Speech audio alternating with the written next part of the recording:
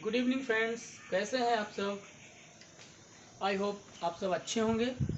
तो आज का हमारा जो टॉपिक है वो है मूल अधिकार।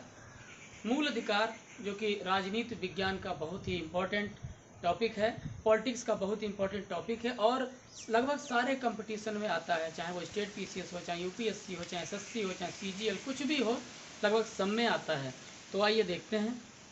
मूल अधिकार, फंडामेंटल राइट।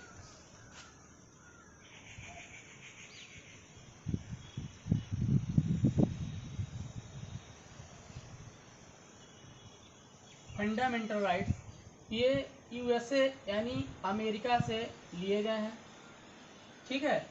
जबकि जो डीपीएसपी रहा है, जिसे राज्य के नीति तत्व कहते हैं, वो आयरलैंड से लिया गया है।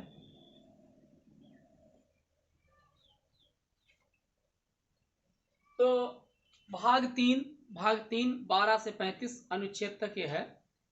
तो भाग 3 12 से 35 तक है ये।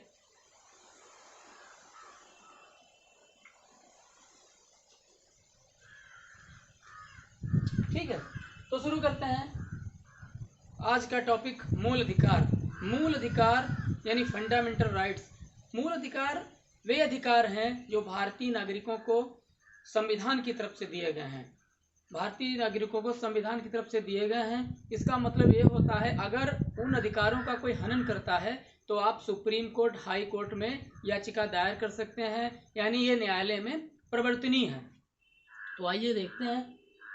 समता या समानता का अधिकार, 6 अधिकार हैं। और मूल अधिकार शुरू करने से पहले आपको बता दें एक महत्वपूर्ण चीज, वो ये है कि मूल संविधान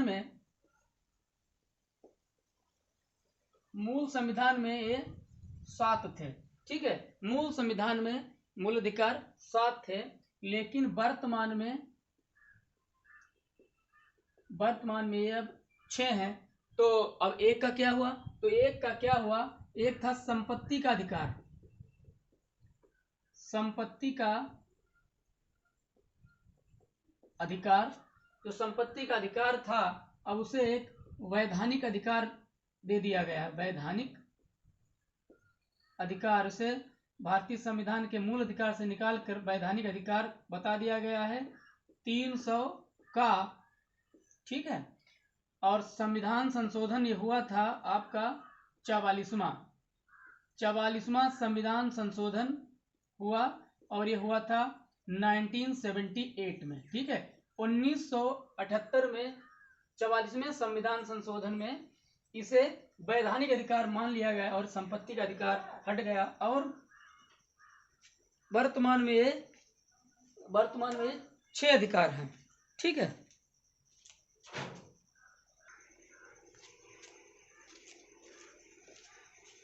हाँ, माफ कीजिएगा, एक टेक्निकल इशू था। एक बार क्विक रिवीजन करते हैं। मूल अधिकार भारतीय संविधान से हम भारतीय नागरिकों को दिए गए हैं। अगर इनका कोई अगर हनन करता है तो आप न्यायालय में जा सकते हैं और अपनी बात कह सकते हैं। इसका मतलब ये हुआ कि मूल अधिकार न्यायालय में प्रवर्तनीय है, ठीक है। तो हमें भारतीय संविधान की तरफ से 7 मूल अधिकार प्रदान किए गए थे, लेकिन जो 7वां संविधान था, वो मूल अधिकार था, वो 300 का के तहत हटा दिया गया और ये संपत्ति का अधिकार बता दिया गया, वैधानिक अधिकार हो गया है। ये 44वां संविधान संशोधन 1978 में हुआ। इतनी बात थी। तो आइए 6 देखते हैं। समता या समानता का अधिकार 14 से 18, बहुत इंपॉर्टेंट, ध्यान दीजिए। 14 से 18। उसका स्वतंत्रता का अधिकार 19 से 22। शोषण के विरुद्ध अधिकार 23 से 24। धार्मिक स्वतंत्रता 25 से 28। सांस्कृतिक और शिक्षा संबंधी स्वतंत्रता यह है 29 से 30। और संवैधानिक उपचार को ही डॉक्टर बी आर अम्बेडकर ने कहा है, डॉक्टर बी आर अम्बेडकर बाबा साहब ने कहा है कि इन्हें संविधान की आत्मा कहा है, ठीक है। संविधान की आत्मा कहा है डॉक्टर बी आर अम्बेडकर ने। प्रस्तावना में भी कहा गया था, वो हम बाद में चर्चा करते हैं। तो सबसे पहला जो अधिकार है आपका, वो है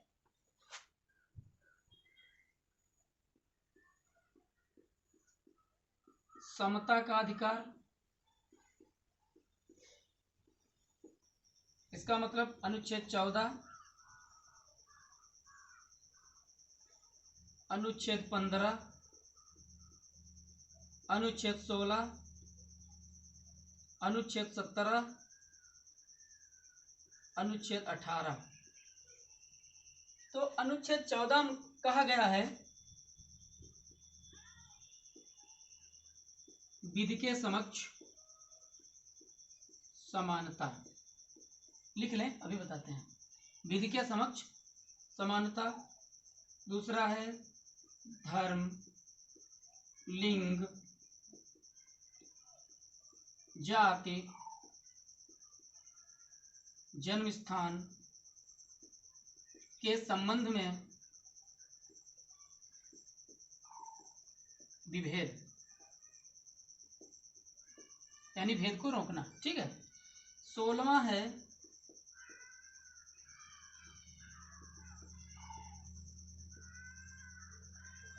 लोक नियोजन में समानता।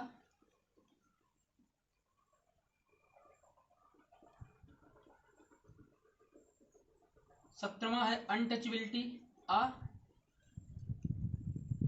अस्पृश्यता में, अस्पृश्यता के विरुद्ध, यानी निषेध के लिए, अस्पृश्यता निषेध। ठीक है, इसे हटाओ, निषेध। उपाधियों का अंत।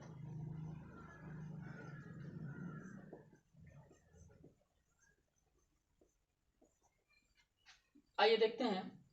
अनुच्छेद 14 कहता है कि विधि के समक्ष समानता। इसका मतलब चाहे वो किसी जाति का हो, चाहे वो किसी धर्म का हो, चाहे किसी भी संप्रदाय को मानने वाला हो, कानून के आगे सब बराबर हैं। हमारे भारतीय संविधान में कहा गया कानून के आगे सब बराबर हैं। अगर बड़ा आदमी कोई अपराध करता है तो उसे भी सजा होगी, छोटा आदमी करता तो उसे भी सजा होगी। तो अनुच्छेद 15 के तहत धर्म, लिंग, जाति, जन्म स्थान के संबंध में विभेद, यानी अगर कोई व्यक्ति का जन्म कहीं हुआ है, धर्म कोई है, संप्रदाय कोई है, लिंग है, उससे कोई मतलब नहीं, सबको समान अधिकार दिया गया है। अगर इनका कोई हनन करता है तो आप उच्चतम न्यायालय, उच्च न्यायालय जाकर अपना मुकदमा दायर कर सकते हैं और न्यायालय आपकी सुनवाई करेगा। ठीक है। फिर अनुच्छेद 16 कहता है लोक नियोजन में समानता। लोक नियोजन मतलब नौकरी, रोजगार। सरकारी सर्विस में चाहे आप किसी धर्म के हों, किसी भी जाति के हों, किसी लिंग के हों, किसी संप्रदाय के हों, आपको लोक नियोजन में सरकारी नौकरी में सब समानता मिलेगी। आपको कोई इस अधिकार को हनन नहीं कर सकता है। अनुच्छेद 17 क्या कहता है?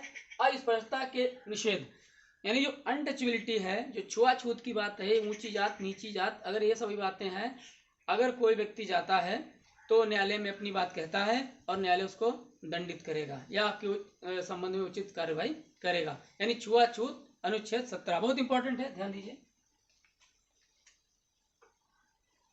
छुआछूत के यानी अनटचबिलिटी जो है, अनटचबिलिटी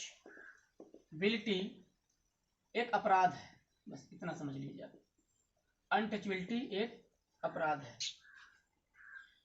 उसके बाद है उपाधियों का अंत। अनुच्छेद 18 ये कहता है उपाधियों का अंत, यानी जब अंग्रेज जब यहाँ थे तो उन्हें जो कोई खुश कर देता था तो वो कभी किसी को सर की उपाधि दे देते थे, कभी नाइटहुड की उपाधि देते थे, कभी कोई उपाधि, कभी कोई उपाधि।